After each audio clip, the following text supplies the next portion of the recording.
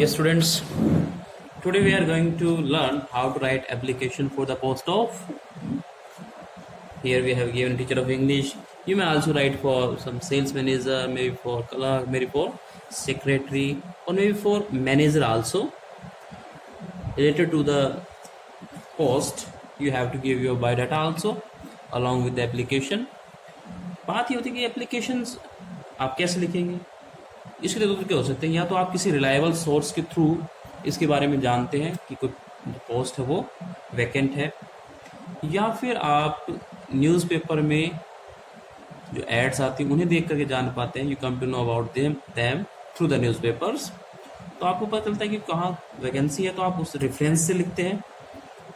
तो हम दोनों तरह से ही लिख कर देखते हैं, जो भी शेड्यूल लगेगा हम उसको लिख लेंगे। पैटर्न सेम रहेगा, वही फॉर्मेट है आपका जो हम पहले लिखते आ रहे थे। Sender address, date, receiver address, subject, salutations, all the things are same. तो यहाँ पे क्वेश्चन दिया हुआ, देखिए ध्यान से। For the post of teacher of English, मान लीजिए आपको एक टीचर ऑफ इंग्लिश के लिए लिखना है letter in the sense of application है लेटर, लेकिन उसमें लिखेंगे हम एप्लीकेशन।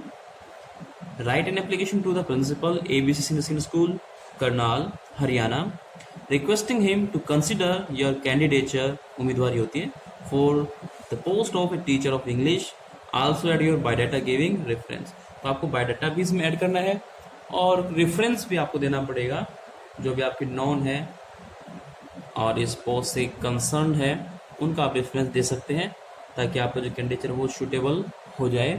तो लेट्स स्टार्ट, देखना शुरू करते हैं। जो पॉइंट्स हैं वो बिल्कुल सेम है जैसे कि हम नॉर्मली लिखते हैं। आप सबसे पहले सेंडर लिखेंगे, ये नहीं अपना खुद का एड्रेस। अगर क्वेश्चन में है तो ठीक है, अदरवाइज आप खुद भी उसको फैब्रिकेट कर सकते हैं। You can fabricate yourself also. Suppose we write the same, then your colony,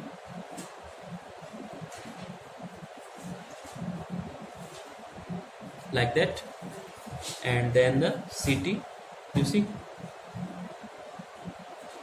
it is not necessary कि you belong to Karnal and also apply for the Karnal school. You may be from any state, maybe any district, and you can apply for the same. So here we are applying for the Karnal school, ABC Senior Secondary School. Then come to the date. Date की हम बात करते हैं। मान लीजिए आज आपकी 4 जून है, 5 जून है, हम मेंशन कर सकते हैं।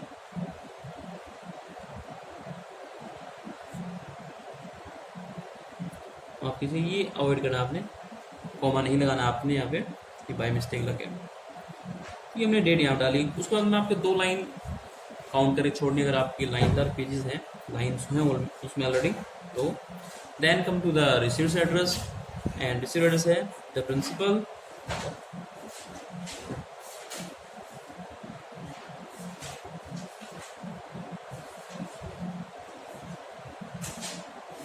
ABC.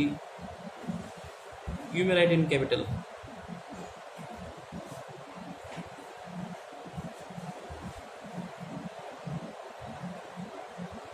Like that, you may write the address. Then come to the subject. Subject is quite clear. We are writing for the post of a teacher of English. So in case we will write application.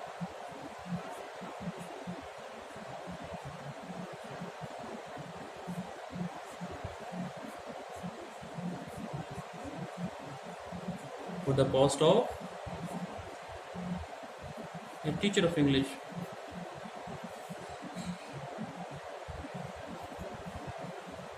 We may write in short English.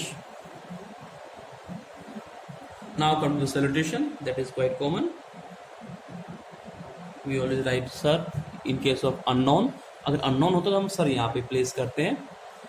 तो हम लिख सकते हैं कि किस तरह से हमें अपनी बात रखनी है। अगर हमें रिलायबल सोर्स से, क्योंकि यहाँ कुछ अखबार कटिंग के बारे में नहीं बताया गया है, तो वी में स्टार्ट,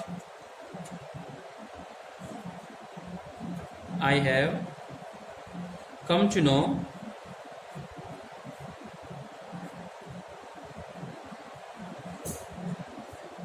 फ्रॉम या through, from a reliable source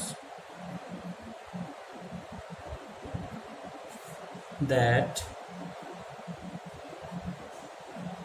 हमें रिलायबल सोर्स से पता चला कोई विश्वसनीय सूत्र हो सकते हैं, हमारे सोर्सेस हो सकते हैं,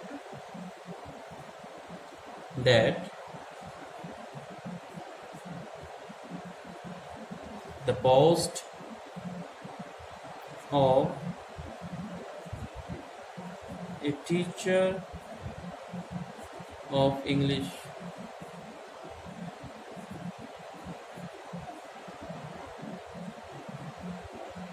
has fallen vacant, हम लाइंग वैकेंट भी कह सकते हैं, हैज लेन वैकेंट या फिर fallen vacant in your school. We can also mention the name of the school, ABC senior secondary school, या फिर in your school,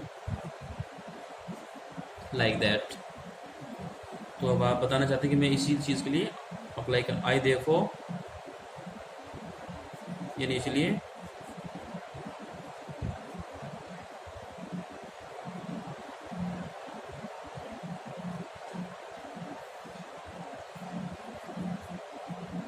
like to offer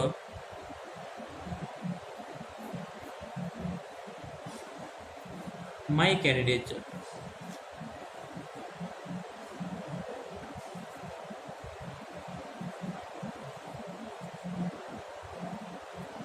candidature होता है उम्मीदवारी, यानी आप एक उम्मीदवार हैं, for the same, for the same मतलब फॉर द सेम पोस्ट की हम बात करें, चाहे तो आप पोस्ट भी मेंशन कर सकते हैं, अदरवाइज फॉर द सेम भी इनफ था. This is your first paragraph. You may start writing the second if you like. यहाँ देखिए आप अपनी पर्सनल डिटेल भी दे सकते हैं. तो आई इनक्लोज, अगर आप बायोडाटा भी इनक्लोज करते हैं तो आप मेंशन कर सकते हैं कि आई enclose here with A copy of my biodata containing, इसमें जो भी चीज़ें आपकी पार्टिकुलर्स कंटेनिंग है वो आप बता सकते हैं. कंटेनिंग एजुकेशन बता सकते हैं आप लोग, माई एजुकेशनल क्वालिफिकेशंस,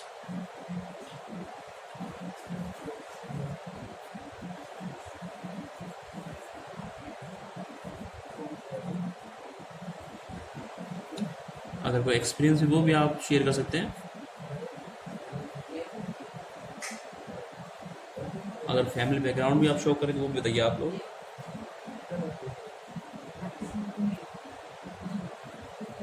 अभी हम सीखेंगे कि किस तरह से बायोडाटा लिखा जाता है, तो आपकी सारी चीज़ें क्लियर हो जाएंगी.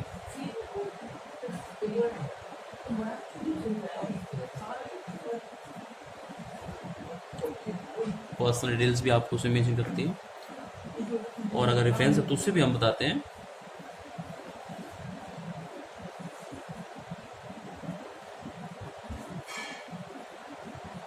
विद रेफरेंस हम मेंशन करते हैं.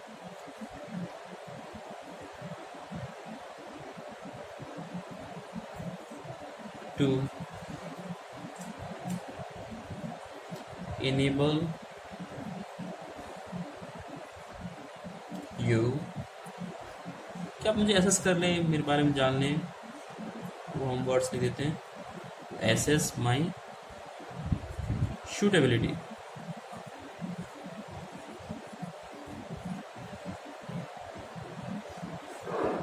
For the post.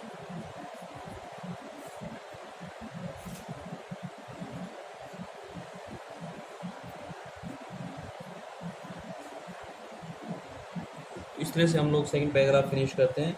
हम लास्ट पैराग्राफ और रिक्वेस्टिंग जो वाला है वो हम डाल सकते हैं. तो हम कह सकते हैं कि इट इज़ होप, उम्मीद हम करते हैं that you will find my candidature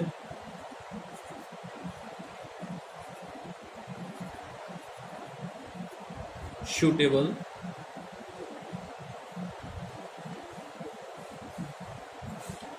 to your requirements.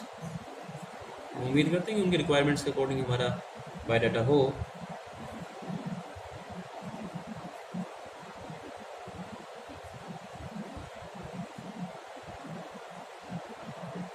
और अगर आप मुझे ज्वाइन करवाते हैं या इंटरव्यू के लिए बुलाते हैं, जरूरी नहीं कि अभी ज्वाइन करें, हम इंटरव्यू के लिए कॉल, अभी इंटरव्यू के लिए ही आएगा कॉल, तो हम उसके लिए भी उम्मीद रखते हैं. तो अगर इंटरव्यू कॉल आता है तो हम उनका ग्रेटिट्यूड शो करेंगे. इट शैल बी प्लेजर, हम यहाँ ग्रेट यूज़ कर लेते हैं. फॉर मी, क्योंकि you are writing yourself, to attend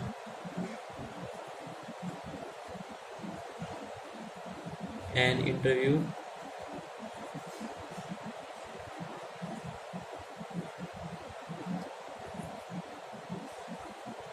normal date fix होती है, और अगर रिलायबल सोर्स पता चला है तो इसमें मतलब कोई इंटरव्यू नहीं होने वाला, आपको पर्सनली कांटेक्ट करना पड़ेगा या वो आपको पर्सनली कांटेक्ट कर सकते हैं. तो किसी भी डेट को आप बुला सकते हैं जो भी आपको कन्वीनियंट लगे, एट ए डेट कन्वीनियंट, जो भी कन्वीनियंट लगे,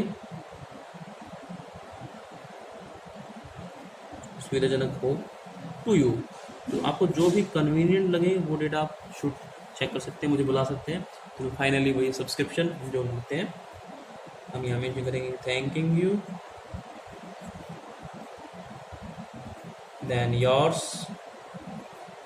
हम यहाँ पे ट्रूली लिख सकते हैं, फेथफुली लिख सकते हैं, या फिर सिंसियरली लिख सकते हैं. Then you will sign yourself, आप यहाँ पे साइन करेंगे. Then due to lack of space,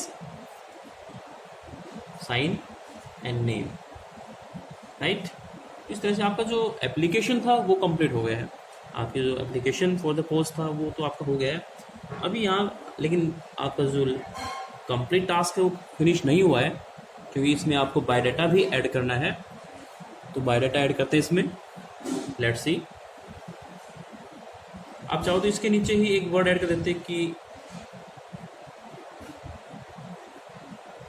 biodata enclose, short में ही लिख देते हैं हम लोग. तो आप इसको कंसिडर करें, और अगर नहीं तो हम नेक्स्ट पेज पे भी इसको ले जा सकते थे. Let me turn the page now. Now we will learn how to write biodata. तो क्या करेंगे आप लोग, बेसिकली आप मार्जिन लगा सकते हैं इधर भी और इधर भी. शीट्स आपके पास एग्जाम में होंगी, और हम यहाँ पे शुरू करेंगे. एक वर्ड लिखेंगे कैपिटल में ताकि हम उसको थोड़ा सूटेबल बना सकें.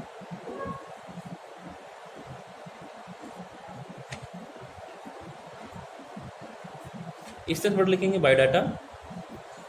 अगर आप चाहें तो एक और भी वर्ड है हमारे पास, उसको हम ऑब्लिक में डाल देते हैं. एक वर्ड बोलते हैं रिज्यूमे.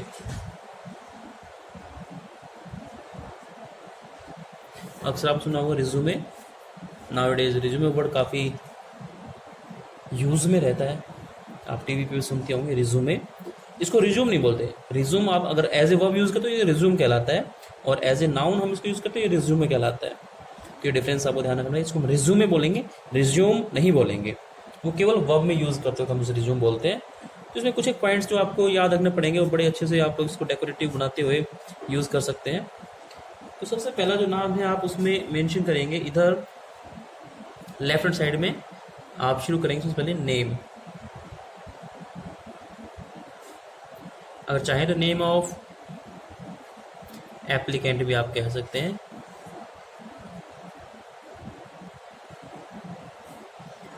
इसमें हम फिलहाल ग्रामर को थोड़ा सा भूल जाते हैं, हम ए भी कैपिटल ले सकते हैं. और फिर इस तरह से जो भी आपका नेम है पर्टिकुलर वो आप यूज़ कर सकते हैं. Suppose your name is Rakesh Kumar, तो you will write here Rakesh Kumar. Then come to father's name, not father but fathers. तो हम यहाँ से फादर्स नेम भी यूज़ करेंगे, और जो भी आपका हमने यहाँ पे ज़ूम किया राकेश कुमार, तो हम यहाँ पे मेंशन कर देते हैं Suresh Kumar, as it's a demo only. तो हम इस तरह से यूज़ कर सकते हैं। आप रियल में लिखेंगे तो अपने रियल जो पार्टिकुलर्स आप वो यूज़ कर लेंगे। तो हमने फादर्स नेम यहाँ पे लिख लिया है। नेक्स्ट पॉइंट आता है आपका मोस्ट इम्पोर्टेंट है, डेट ऑफ बर्थ। तो while writing it you have to be careful, because इसके अकॉर्डिंग आपकी क्वालिफिकेशन की ईयर्स फॉल करेंगे सभी। मान लीजिए हम लिखते हैं इसमें कि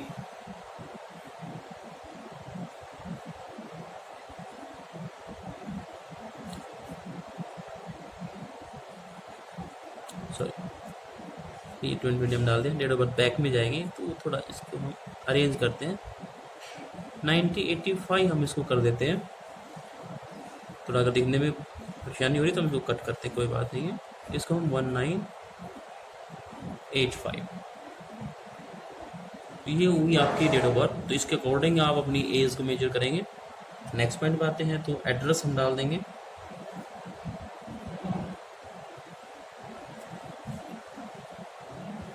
दो तरह से, तो एक तो temporary where you are residing now, और एक आपका परमानेंट एड्रेस होता है। तो बेसिकली दोनों ही मांगे जाते हैं। आप चाहो तो एक भी मेंशन कर सकते हो। हम एक मेंशन कर देंगे जहां आप रिजाइडिंग कर रहे हैं, जहां पे आपको मेल किया जा सकता है। तो आप अपना सिटी, अपना मोहल्ला वगैरह ऐड कर सकते हैं उसमें।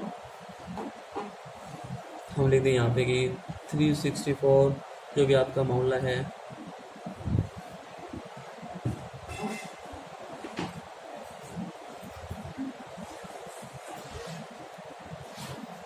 नारनौल सिटी से आप बिलोंग करते हैं मान लीजिए, तो आप नारनौल, और डिस्ट्रिक्ट आपका होता है, शॉर्ट में डाल सकते हैं डिस्ट्रिक्ट महेंद्रगढ़। इस तरह से हम मेंशन कर सकते हैं।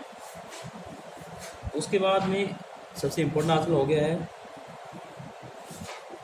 मोबाइल मेंशन करना। नॉर्मली टेलीफोन या मोबाइल लैंडलाइन होते थे, तो टेलीफोन यूज़ करते थे, आजकल मोबाइल यूज़ करते हैं।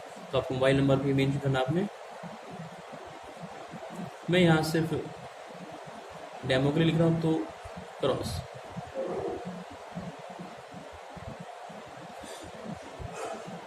जी हाँ, इनिशियल लिखने के बाद में हमने यहाँ क्रॉस क्रॉस कर दिया है। तो ये बड़ा इंपॉर्टेंट है, क्योंकि अगर आप सिलेक्ट होते हो तो आपको टेलीफोनिकली ही ज़्यादा प्रेफरेंस किया जाता है, बजाय कि आपको मेल किया जाए। तो आपको टेलीफोनिकली ही लिखा जाएगा, लाइक दैट। उसके बाद में अब नेक्स्ट पॉइंट आता है, सबसे इम्पोर्टेंट, वो है एजुकेशनल क्वालिफिकेशंस। आपको अपनी एजुकेशन क्वालिफिकेशंस के बारे में नॉलेज होनी चाहिए कि किस तरह से आप उसको लिखेंगे।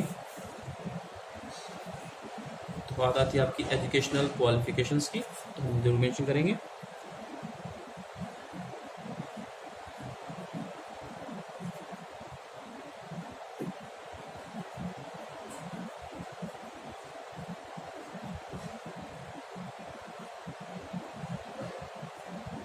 तो इस तरह से हम मेंशन कर रहे हैं एजुकेशनल क्वालिफिकेशंस जो जो भी आपके हैं। आप ऐसा करें कि जो टॉप 3 आपकी क्वालिफिकेशंस हैं उन्हें आप मेंशन कर दीजिए। मान लीजिए टीचर के लिए आपको शो करना है कि आपको एमए बीएड शो करना है, तो आप ग्रेजुएशन दिखाएं, पोस्ट ग्रेजुएशन और बीएड को शो करें, तो आपकी प्रोसेस हो जाएगी। और डेट ऑफ बर्थ से अपनी जो पासिंग है उसको क्लियर करते हैं। मैं आपको थोड़ा बता दूं कि बेसिकली 5 साल का जो स्टूडेंट होता है वो फर्स्ट में अपीयर होता है। तो इस तरह से 15 का 10th में, 17 का 12th, और फिर 3 इयर्स कोर्स। तो उसका एट द एज ऑफ 20 वो ग्रेजुएशन कर लेता है। फिर आफ्टर 2 इयर्स पोस्ट ग्रेजुएशन, और फॉर 2 इयर्स बीएड होती है नॉर्मली, तो वो भी हम उसमें ऐड कर लेंगे। जितनी टाइमिंग बच गई है बाकी वो एक्सपीरियंस में ऐड की जाएगी। लेट्स सी, यहाँ हम -3 लेते हैं। नॉर्मली हम मैथ लिखते हैं कि अगर आप आर्ट्स से हैं तो बीए, अगर आप कॉमर्स से हैं तो बीकॉम, और अगर आप साइंस से तो बीएससी मेंशन करते हैं। आप क्योंकि इंग्लिश टीचर हैं, हम आर्ट्स प्रीफर करेंगे, तो यहाँ बीए लिख देते हैं कि आपने बीए की है। जो भी यूनिवर्सिटी है आपकी, उस यूनिवर्सिटी को आप मेंशन कर देंगे फ्रॉम। अगर आप हरियाणा से बिलोंग करते हैं तो most commonly MDU Maharshi Dayanand university आप प्रीफर करते हैं, या फिर कुरुक्षेत्र यूनिवर्सिटी, कुरुक्षेत्र है वेल नोन है MDU, otherwise Maharshi Dayanand university आप लिख सकते हैं। आपका जो स्कोर रहा है वो आप स्कोर मेंशन कर सकते हैं। हम चाहें तो सिंपली यहाँ देंगे सिक्योरिंग, जो भी आपका स्कोर रहा हो 65, 55 या फिर मार्क्स आप उसमें बता सकते हैं लाइक दैट। अगर आप ईयर भी मेंशन करना चाहें तो आप ईयर भी मेंशन कर सकते हैं, किस ईयर में आपने इसको फिनिश किया था। आप कह सकते हैं कि 2005 में आपकी ग्रेजुएशन हो गई होगी, 20 साल में, 1985 2005। Then come to the second qualification बात करें, इसको हम फर्स्ट नंबर पर डाल देते हैं और नंबर हम अब सेकेंड डालते हैं। उसमें आपको पोस्ट ग्रेजुएशन दिखा सकते हैं, यानी कि MA master of arts same from Jaipur university आप शो कर दें, उसमें DU कह सकते हैं, जो जहाँ से आप फिनिश किया उस में, और कितना मार्क्स आपने सिक्योर किया वो आप मेंशन करेंगे। सिक्योरिंग 60% मार्क्स या 55% marks etcetera. Then come to third, that is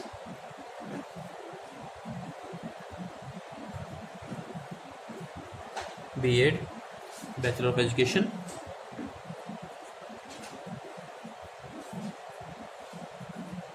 हम यहाँ RPS कॉलेज लिख देते हैं, यूनिवर्सिटी आपकी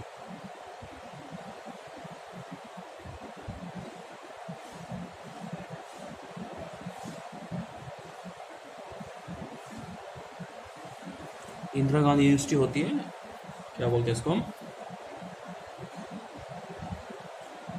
इग्नू कह देते। चलो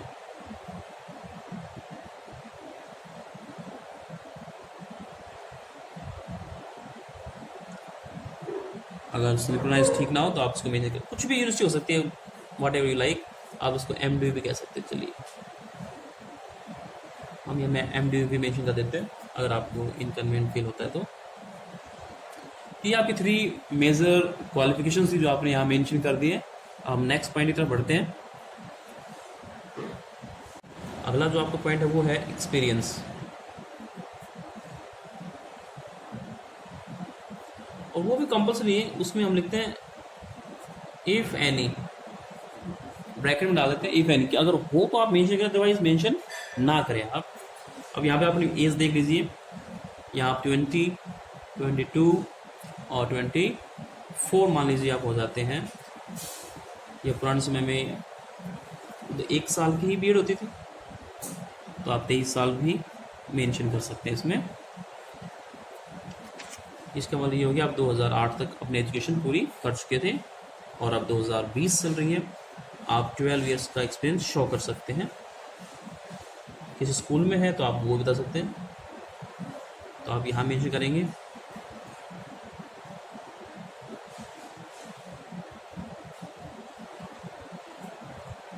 शॉर्ट में 12 इयर्स ऑफ एक्सपीरियंस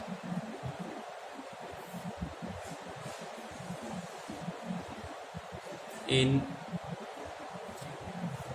टीचिंग। आप टीचिंग कर लें, टीचिंग में आपको 12 साल का एक्सपीरियंस है। आप स्कूल भी मेंशन करें कि कहाँ पे आपका ये है, तो आप वो भी मेंशन कर सकते हैं, कहाँ कितने साल आपने पढ़ाया वो आप मेंशन कर सकते हैं अगर आप कहना चाहें तो, अदरवाइज कोई इम्पोर्टेंस नहीं है। चलिए इसके बाद में नेक्स्ट पॉइंट आपका आ जाता है, वो है एज। तो हमें लिखने की आवश्यकता है क्योंकि हम डेट ऑफ बर्थ लिख चुके हैं ऑलरेडी। तो हम बात करते हैं सीधा हॉबीज़ पे आ जाते हैं हम लोग। अगर आपकी कोई हॉबी है तो वो आप उसको मेंशन कर सकते हो। चलिए हम हॉबीज़ लिखते हैं। कोई भी आपकी हॉबीज़, आपका पास टाइम है जो भी, आप उसको मेंशन कर सकते हो, जो चीज़ आपको पसंद है। बेसिकली अगर टीचिंग लाइन में आप हैं तो आप मेंशन करेंगे रीडिंग बुक्स, मोस्ट प्रॉबली आप इसी तरह से लिखते हैं। तो आपने रीडिंग बुक्स लिख दिया। अगर कुछ आपको ड्राइविंग पसंद है, आपको स्विमिंग पसंद है, आपको लिसनिंग म्यूज़िक है, तो लिसनिंग म्यूज़िक भी आप कह सकते हैं। दो ही काफ़ी रहेंगे, बट रिमेंबर आपको थोड़ी नॉलेज इसके बारे में होनी चाहिए। कभी यूँ ना कि आपसे इंटरव्यू क्वेश्चन किया जाए और आपको उसके बारे में कुछ ना पता हो, तो इस तरह से आप लिसनिंग म्यूज़िक लिख सकते हैं। नेक्स्ट बात क्या है कि अगर स्कूल की बहुत सारी ब्रांचेस हैं तो और इंटरव्यू इंटीग्रेटेड है, तो आप प्रेफरेंस भी पूछ सकते हैं कि कहाँ के लिए आप प्रेफरेंस कर रहे हैं। प्रेफरेंस आप दे सकते हैं कि महेंद्र ब्रांच में काम करना है आपने, या फिर नारनौल, या फिर रेवाड़ी। हम 3 प्रेफरेंस यहाँ पे छोड़ देते हैं।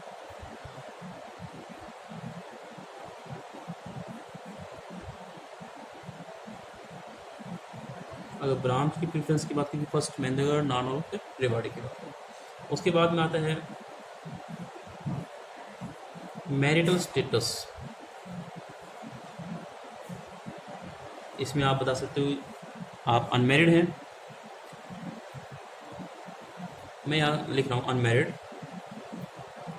उसमें क्या मैरिड हो, ऑब्लिक बता रहा हूँ, आप मैरिड भी कह सकते हैं। और अगर आप डाइवर्स ले चुके हैं तो आप डाइवर्सी भी कह सकते हैं अपने आप को। मोस्ट फेमस मैरिड अनमैरिड ही मेंशन किया जाता है, तो आप इसे ऑब्लिक में दिया गया है। आपको जो चलेगा आप चूज़ कर सकते हैं। बेटर चूज़ मैरिड, क्योंकि एज के अकॉर्डिंग आप समझ रहे होंगे। यस, नाउ सबसे इम्पोर्टेंट बात आती है कि वो है आपकी सैलरी। एग्जैक्ट ना कहकर के हम एक्सपेक्टेड वर्ड यूज़ कर लेते हैं कि एक्सपेक्टेड सैलरी कितनी है, क्योंकि बार्गेनिंग होती है, नेगोशिएशन होती है, तो आप उसमें मेंशन कर सकते हैं कि आपको कितनी सैलरी यहाँ पे चाहिए। तो आप मेंशन कर दें, चलिए 60K कर दें शॉर्ट में, या आप 60,000 भी कह सकते थे। आप पूरा फिगर भी लिख सकते हैं 60,000, और साथ में पर मंथ के लिए शॉर्ट में करते पर मंथ। कभी आप पर एनम लिख दें इसमें, तो बहुत कम सैलरी हो जाएगी आपकी। Now the last point, that is reference.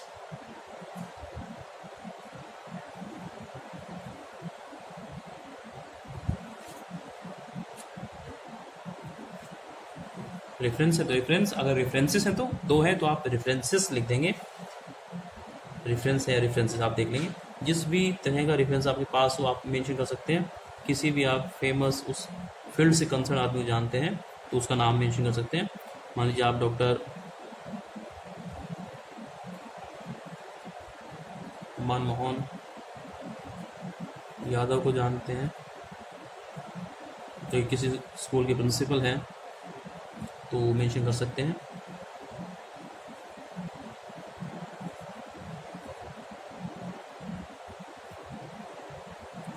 किसी भी स्कूल के प्रिंसिपल हैं, मान लीजिए मॉडर्न के हैं,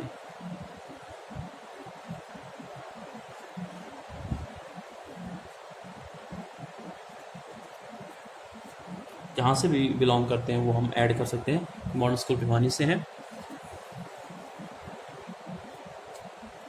तो हमने लेटर फिनिश कर लिया था पहले ही, उसके बाद में हमने बायोडाटा बनाया अलग से।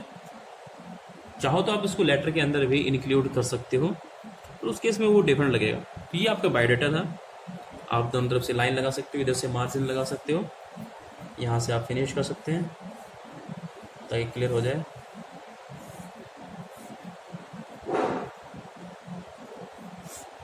इस तरह से आपका बायोडाटा बिल्कुल तैयार है। आप इसका एक व्यू ले सकते हैं।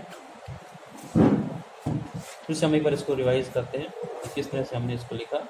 देखिए, सबसे पहले हमने मेंशन किया है biodata, resume, then first point name of applicant, father's name, date of birth, और उसके बाद डिस्क्रिप्शन हम देते गए साथ साथ में, address, mobile, telephone, education qualifications, then come to the 3 educational, BA, MA and B.Ed, experience if any, hobbies, reference for branch, reference for branch हो गया, मैरिटल स्टेटस, मैडम लिखा, सैलरी, रेफरेंस, और भी अगर कोई आप पॉइंट ऐड करना चाहते हैं तो भी आप ऐड कर सकते हैं। हम एक और अगर इंटरनेशनल कोई चीज़ हो तो हम उसमें इंटरनेशनल भी यूज़ कर सकते हैं, तो वो इस तरह से आप नेशनली लिख दीजिए यहाँ पे।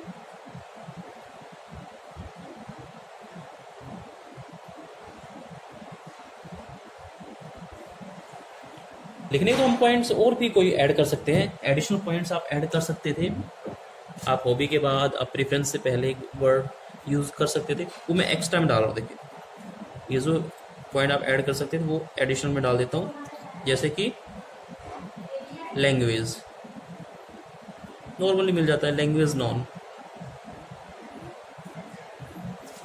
अगर हम मल्टीलिंगुअल प्लेस पे हम यूज़ कर रहे हैं तो लैंग्वेज नॉन हम बेसिकली कह सकते हैं कि हिंदी, आप इंग्लिश टीचर के लिए जाए तो आप इंग्लिश तो है ही, आपको कोई और भी लैंग्वेज आती है